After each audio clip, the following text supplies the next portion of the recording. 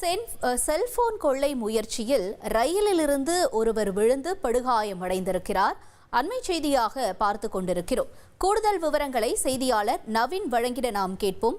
நவீன், வணக்கம். இந்த கொள்ளை சம்பவத்தில் ஈடுபட்ட நபர் யார்? மேலும் இந்த ரயிலிருந்து விழுந்த நபர் என்ன ஆனார்? அவருடைய நிலவரம் என்ன? விவரங்களை பதிவு செய்யுங்க. வணக்கம். காஞ்சிபுரம் மாநகராட்சி 3வது வார்டு அப்பாராவ் தெருவை சேர்ந்தவர் வரதராஜன். இவர் திமுக வர்த்தக அணியின் துணை அமைப்பாளராக பதவி வகித்து வருகிறார்.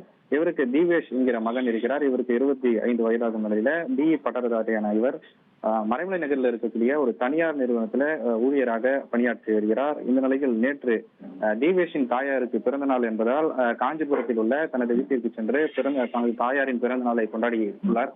தொடர்ந்து இன்று காலை வேலைக்கு வருவதற்காக அவர் திருமால்பூர் சென்னை கடற்கரை மின்சார ரயில் மூலமாக சென்னை நோக்கி வந்து கொண்டிருந்தார். அப்போது பரனூர் ரயில் நிலையம் அருகே இவர் செல்போனை பார்த்தபடி அந்த ரயிலின் நுழைவாயில அமர்ந்திருந்தார். அப்போது செல்போன் கொள்ளையர்கள் இவருடைய செல்போனை பிடுங்கும் போது இவர் எதிர்பாராத விதமாக ரயிலிலிருந்து ஓடும் ரயிலிலிருந்து கீழே விழுந்திருக்கிறார். இதில் தலை மற்றும் முதுகுத்தண்டு ஆகிய பகுதிகளில் இவருக்கு பலத்த காயமானது ஏற்பட்டிருக்கிறது.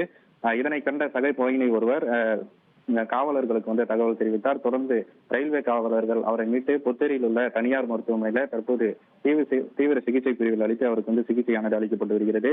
இந்த சம்பவம் தொடர்பாக செங்கல்பட்டு ரயில்வே போலீசார் தீவிர விசாரணையை மேற்கொண்டு வருகின்றனர். அதே போல செல்போனை கொள்ளையடித்து தப்பி சென்ற கொள்ளையர்களை தேடி வருகின்றனர்.